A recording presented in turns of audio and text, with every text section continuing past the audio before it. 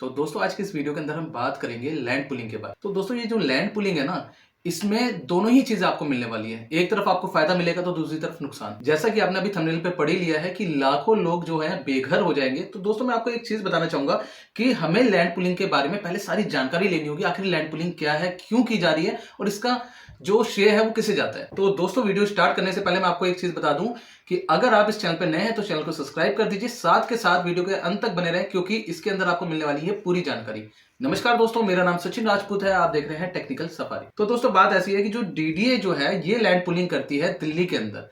अब land pulling क्या है, आपको नाम से ही पता चल गया होगा। लैंड और पुलिंग यानी कि एक जगह को खिसकाना। अब कई लोगों के मन में सवाल आता है, भाई एक जगह को खिसकाया कैसे जा सकता है। तो देखो ऐसा है दोस्तों, जो जगह होती है ना उन्हें खिसकाया नहीं जाता, लेकिन उनके यूजेस जो है वो चेंज कर दिए जाते हैं। अब जैसा कि आपको पता ही है कि पूरी दिल्ली में अनऑथराइज कॉलोनियों की भरमार है और इन अनऑथराइज कॉलोनियों के अंदर बहुत सारी ऐसी जगह है जो डीडीए की है या फिर अगर हम बात करें ग्राम सभा की है या एमसीडी के द्वारा भी कई जगह ऐसी है जो चिन्हित की गई है। और वहां पर कुछ समय में अगर हम बात करें 1990 के बाद धड़ल्ले से अनऑथराइज कॉलोनियां काटी गई या फिर अगर हम बात करें कि वहां पर धड़ल्ले से प्लॉटिंग की गई और आम लोगों को वो जगह बेच दी गई। अब जब आम आदमी जब जगह खरीदने जाता है तो क्या करता है, वो रजिस्ट्री का पैसा बचाने के लिए जो जमीनें हैं या फिर जो प्लॉट है या फिर जो मकान है वो जीपीए पे खरीद लेता है। और जीपीए पे एक सबसे बड़ी समस्या क्या होती है दोस्तों कि जीपीए का कोई भी लैंड रिकॉर्ड कहीं पर भी आपको नहीं मिलने वाला। किसी भी तरीके से आप जमीन को वेरीफाई नहीं कर सकते, प्रॉपर्टी को वेरीफाई नहीं कर सकते।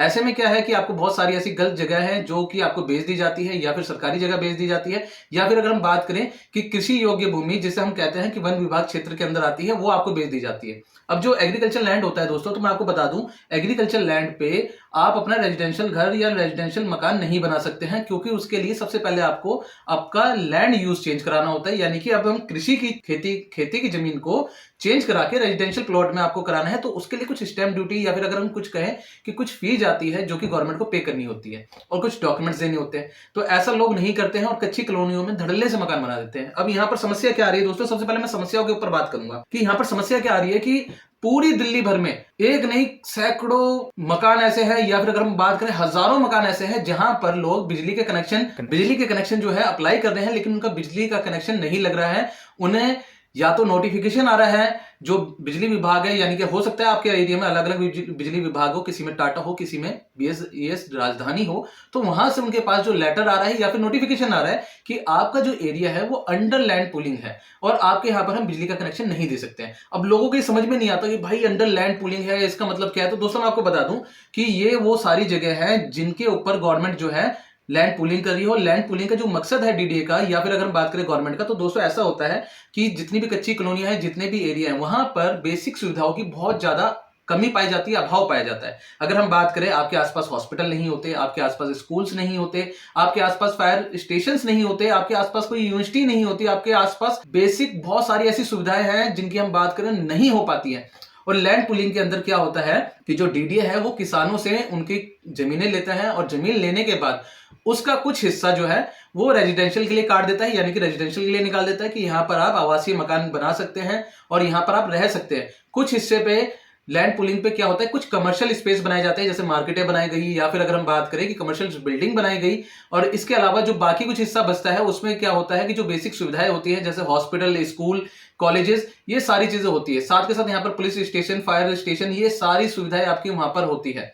अब दोस्तों ऐसे में क्या होता है कि ऐसे में जो जगह है लैंड पुलिंग के अंदर आ जाती है उनके ऊपर हमेशा खतरा मंडराता रहता है। उनके अंदर हमेशा एक समस्या बनी रहती है कि लैंड पुलिंग के अंदर आने के बाद कहीं ऐसा तो नहीं है कि जगह टूट जाएंगी। तो दोस्तों मैं आपको बताऊं, हमारे पास कई कमेंट आई है और कमेंटों में कई लोगों ने ऐसा तक बताया, मैं आपको यहां पर एक एग्जाम्पल के तौर पर बता रहा हूं कि मान लीजिए एक जगह है अशोक विहार और अशोक विहार में कोई एरिया लैंड पुलिंग के लिए आ गया, तो वहां पर क्या है, अगर आपका मकान भी बना है ना तो भी आपके ऊपर खतरे के बादल मंडराते रहेंगे, क्योंकि अगर आपका एरिया लैंड पुलिंग के अंदर आ गया है तो आपका जो मकान है वो भी तोड़ा जाएगा, क्योंकि वहां पर गवर्नमेंट का कुछ और प्रोजेक्ट होगा। और ऐसे में क्या है दोस्तों कि जब भी आप उस प्रॉपर्टी के ऊपर कंस्ट्रक्शन कर देते हैं या कोई भी चीज ऐसी कर देते हैं कि जहां पर आपका पैसा फंस जाए, तो दोस्तों वहां पर आपकी कंस्ट्रक्शन की कॉस्ट तो गई, साथ में आपकी जमीन भी जाएगी। अब दोस्तों मैं आपको बताऊंगा, यहां पर आपको सारा एरिया का मैप दिखाऊंगा, पूरी दिल्ली का मैप दिखाने वाला हूं कि पूरी दिल्ली में कौन कौन से ऐसे एरिया हैं, कहां कहां पर लैंड पुलिंग चल रही है, कहां कहां पर अगर हम बात करें कि जो फॉरेस्ट एरिया है वो कहां कहां पर है, वो सारी चीजें हम दिखाने वाले हैं। इससे आपको पता चल जाएगा कि पूरी दिल्ली में कौन कौन से ऐसे एरिया है, कहां कहां पर कौन कौन सी कॉलोनी के अंदर जो है लैंड पुलिंग चल रही है या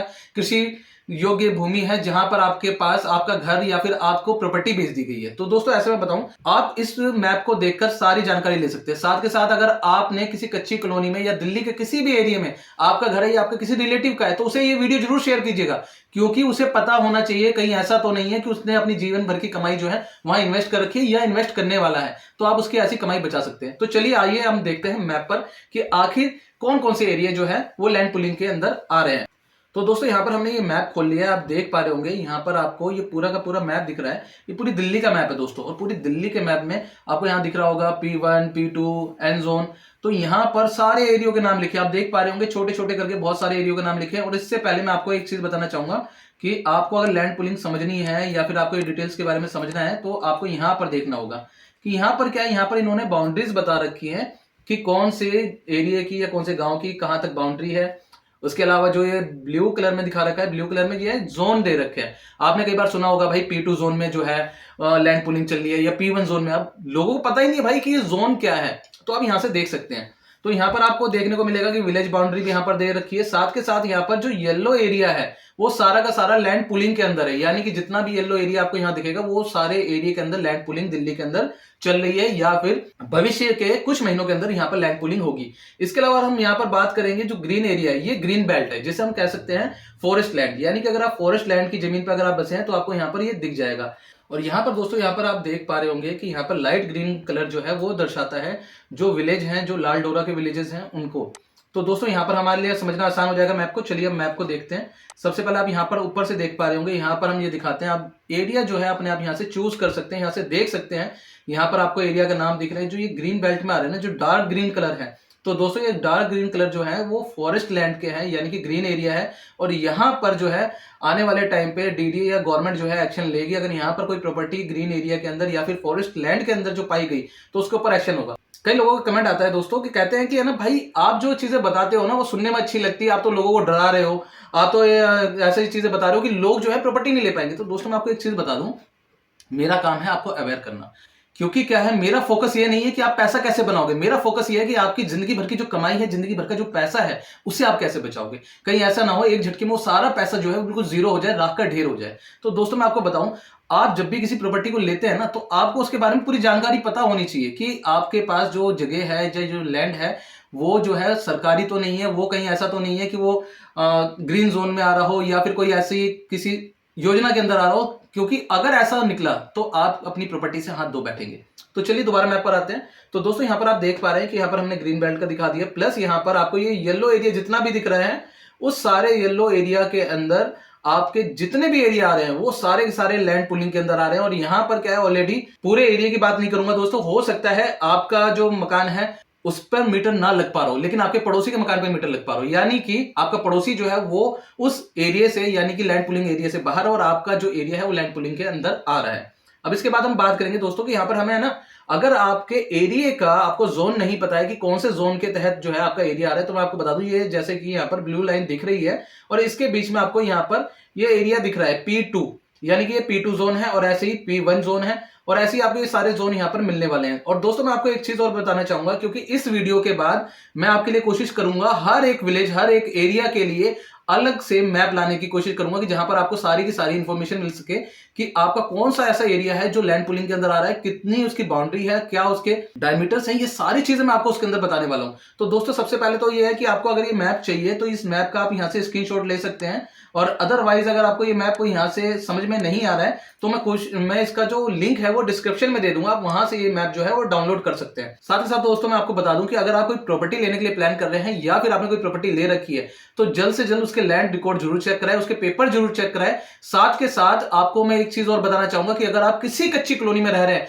तो अपनी पीएम उदय में जाकर रजिस्ट्री जरूर कराएं, क्योंकि अगर आपकी रजिस्ट्री होती या फिर अगर होगी तो ऐसी कंडीशन में आने के बाद आपको जो है वो मुआवजा मिलेगा, आपको एक वहां से क्लेम के रूप में आपको वहां पर एक अच्छी खासी धनराशि मिलने वाली है। तो दोस्तों आपको अपनी पीएम उदय की रजिस्ट्री कैसे करानी है, इसके लिए हमने एक पूरी की पूरी वीडियो की प्लेलिस्ट बना रखी है, जैसे कि आप यहाँ पर आई बटन पे देख पा रहे होंगे। इस पूरी प्लेलिस्ट को देख के आप अपनी जमीनों की, अपने प्लॉटों की रजिस्ट्री करा सकते हैं। और जल्द से जल्द जाके अपनी प्रॉपर्टी को सेव कर सकते हैं।